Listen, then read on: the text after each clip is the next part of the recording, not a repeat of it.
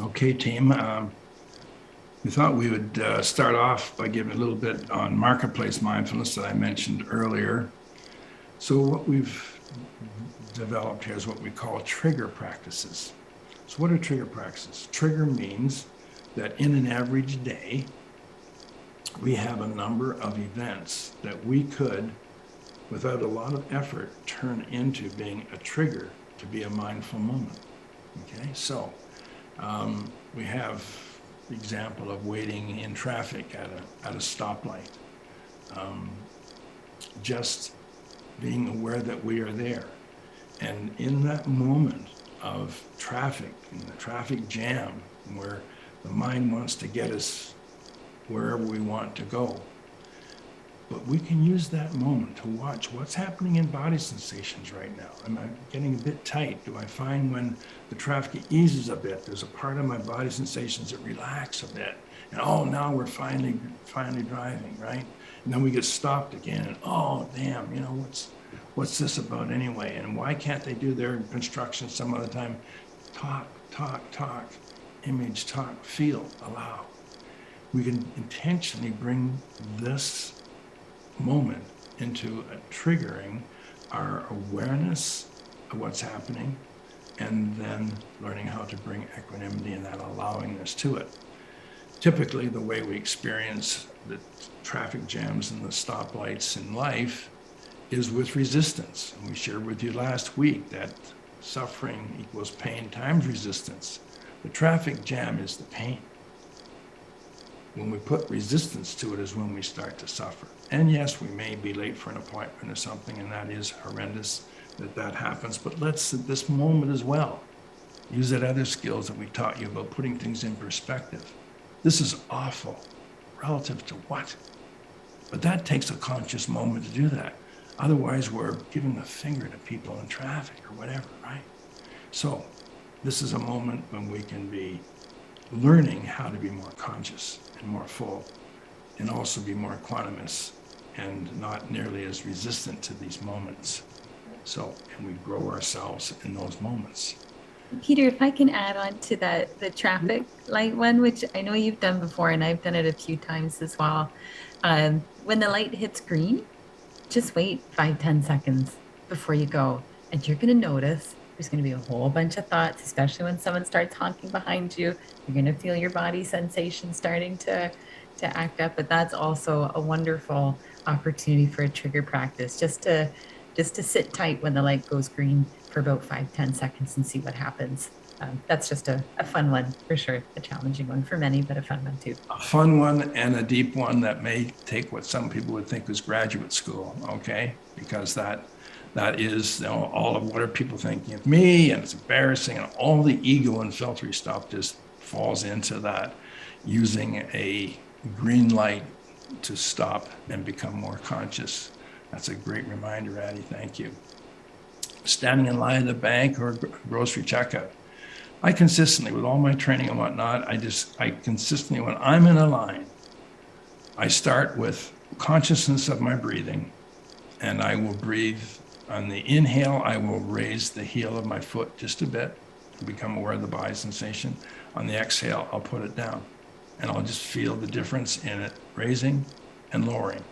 And I'll bring myself into just maybe 15, 20 seconds, a minute sometimes, of consciousness just to there. And does that put me in a better space to talk to the person that's going to be taking care of me? Sometimes we're not all that pleasant. It sure does. But you don't do it just so that moment can be better. And that's a nice byproduct. But what you're doing here is you're growing consciousness each time you do these things. How about just walking across a room or a parking lot? Could you bring your awareness just to every time your left foot touches the pavement or the floor? Be aware of it. Just say, touch, or foot. Just paying attention to that. And that keeps you in the moment of paying attention to what you're doing. Remember, we're trying to develop the skills of paying attention to what we're doing when we're doing it, more so. And then being aware that we're doing it in that moment as well. And this is where the catch comes in. We're doing that vital skill of catching ourselves in the moment. Watching a movie. Wow, there's such great work with watching movies. We can, be watching a movie and it's a funny, hilarious, whatever, and just look at what's happening in all of your body sensations and your feelings and your image and talk then. There's just a whole cascade of lightness and expansiveness. And also you might be looking at a movie that's got fear in it or sadness. See what's happening within that body mind of ours and just identify it, as we've said, become aware, infuse it with allowingness, particularly if you're looking at let's say, a movie where the director and cast are trying to take you into, which many movies are, maybe over half the movies put out, are trying to convince you that this reality is about good guys and bad guys, that life is about good guys and bad guys, and how we're supposed to really like the good guys and really disdain and punish and hurt the bad guys. Well, as you know, that thinking is primordial, tribal, paleo jungle kinds of thinking, but it's not conducive to us growing to be our fullest unconditional compassionate potential, not at all. But each moment in a movie where you are pulled mindlessly into hating this guy and liking this guy, you are becoming a part of contaminating your consciousness, because consciousness never stays in one place. You either purify consciousness in each moment of your work, of your roles as moms, dads, parents, adult kids, or else you're either purifying or contaminating. And the moment you're pulled into a movie and you're feeling such a disdain and a dislike for. Now, is this saying that we need to, kind of just give everybody a bye and, oh yeah, everyone's the same, it's all good? It's not. We can have very strong opinions on how well someone is living their life. We can have opinions on not liking people. This is not about liking or not liking people. It's about doing what we must do with the people whose PFP is running their world in a negative way, never forgetting that these moments are time to also bring us to awareness of that PFP. So we become there. Then we see what our body, sensations, feelings, and image are doing in terms of we close down. We try to bring equanimity to that. And that keeps our mind online so that we can optimally stop that person from doing what they're doing. But anytime we are just pulled into this negativity and closed heart, trust me, that's not doing anything for us to grow to our fullest mind, body, and spiritual potential. It's not, it's contaminating. So movies are really significant in terms of how they can help us to either break out of prison or get pulled back deeper into it. Exercising, of course, once again, it's just you don't have to be thinking. You're just on a treadmill or an elliptical or whatever you're doing, lifting weights. And what a great time to be just bring yourself into a mindful moment instead of just, it buds in watching, some game show or something. I mean, you can really take this time. This riff is for people to say, I haven't got the time, right? I'm sharing with you, you're doing things right now and you can get a double bang for your buck by just doing all these things, but also making sure that you're staying as conscious as you can. Eating, wow. We'd had more time in this training, we would have done one of our eating exercises, but we encourage you to do it yourself. Do this if you would.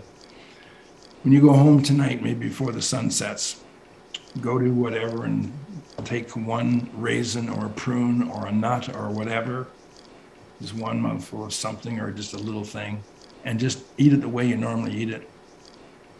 And then take another one and sit down and take about 2 minutes to eat it.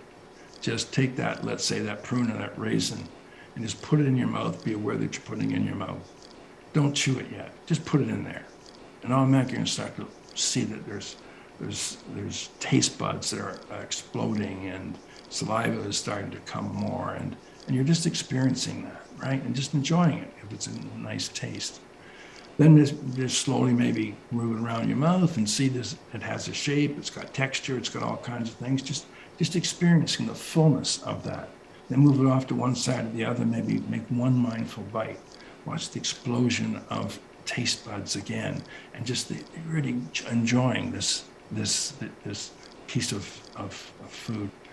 And then maybe just, slowly move it around more, experiencing that taste, and then a couple more bites, and then mindfully swallow. So then sit back and say, well, what was the difference in these two experiences when I just inhaled it the way I normally do in about 10 seconds, or this, what I just did about a minute to do or a minute and a half to do? Well, gosh, I got about 10 units of awareness from the one when I just was mindful doing it compared to the other one where I got maybe half a unit of awareness and enjoyment. So here's the good news about what I've just described to you. Although it took you in your untrained state a minute, minute and a half to get 10 units of awareness, because you are practicing mindfulness and developing the part of the mind that becomes more aware, in not too long, 20, 30, 50 hours, you will not need a minute to minute and a half to experience your 10 units of awareness. You'll do it in half the time. You'll do it in like 45 seconds. And you practice more, and you'll knock that down to, say, 30 seconds where you can consume that piece of food and still have 10 units of awareness, because you're growing the part of your mind that picks up on the consciousness of this moment and the experiences of that moment. And practice enough, and you may be able to someday have those 10 units of awareness just exploding all at once, so to speak, in just the same minutes that you're normally used to inhale a bite of food. That's available for you to develop that moment. And then from there on in, you continue to go through life experiencing so much more of what's out here. The reason I think we're such a materialistic consuming culture is because we don't really enjoy what we've got. Think about the last meal that you had, and just how many units of awareness could you report to us right now that happened, even though it was a wonderful meal? It's not enough, and it drives us into eating more than we should, eating junk food that we shouldn't, and indeed, not enjoying what we're doing. Falling asleep. Every one of us go to sleep at night. You could use some of what we've taught you. Just move into a simple either breath exercise or even looking at just the images or talk that are arising as you fall asleep. This is all putting money in your mindfulness bank account, okay? Reading a highway sign or billboard. I was taught 30 odd years ago by one of my teachers, said, start to commit to this. Every time you read a highway billboard or a traffic sign, say to yourself what's happening. And what's happening in your thinking door is you're talking. Every one of you have self-talk when you're reading something. That's the way the mind works. So catch yourself just saying talk. Read it and just say talk. Even that's a 5 or 10 second experience. You brought yourself into the present moment. And the more times we bring ourselves into the present moment, the more likely we're going to be there. Just so cool. Showering or bathing, very obvious what we can do in terms of now experiencing some of the enjoyable, the temperature and the pulsating and all that's happening as a result of the influence of water on us. When we're involved in mindful conflict and anxiety, anger with even family or peers, we're suggesting that there can be mindful conflict, and I talk about conscious couples compassionate conflict where you may, with the person you're living with, partner, or it could be a parent or a child even. We are inclined to get into conflict in a lot of situations, but they don't have to be mindless, heart-closed conflict. You can literally be in moments of conflict with someone and expressing your needs or your hurts or the likes of that very clearly. But you've got lots of capacity in those moments to be equanimous. And you get into a dialogue and someone says something that's hurtful, and in your mind you're saying back to them, why do they always have to be like that? Why can't they just, and you can just say to yourself, talk, because that's what's happening in you. So these thoughts will be coming in, but you can literally keep yourself centered and keep your heart open just because you've turned it into simultaneously. This is where the dual path comes in. Now you can just simultaneously be equanimous with what's happening in your be fit, thereby manifesting your optimal self, even in conflict. And when you really get all of what we've been talking to you about this course, when you really get it, the predicament of PFP, primitive predispositions, and these filters and these brain primes, when you really get that, the next time someone really offends you, you will immediately not have feelings of anger or resistance or judgmentalness or any of those that tend to lead to, negative conflict. Your first response will be sadness. You will have authentic sadness for the plight of that person, for the drivenness that they have been taken over with their PFP because they are mindless, mostly asleep people. And you've maybe noticed one of the quotes in our book. I say, how can we blame anybody who walks and talks in their sleep? How can we blame anybody who walks and talks in their sleep? Our job through some of this course is trying to show you what being asleep is, right? And how to move above that and through that, okay? So then, and for each of us, very few people will escape what I'm about to share with you.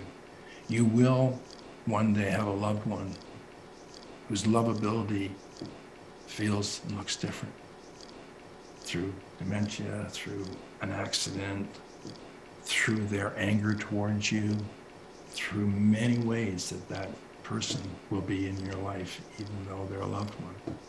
And where are we then? Can we at that moment consciously manifest optimal response in this moment? And can we at the same time experience the fullness and richness of what's left in this relationship in terms of who someone is, really the deeper part of who they are, because their dementia doesn't change who the essence of them are. But if we are involved in just locked into the minds and resistances, we're not going to be able to appreciate that moment nearly as well as we may want to.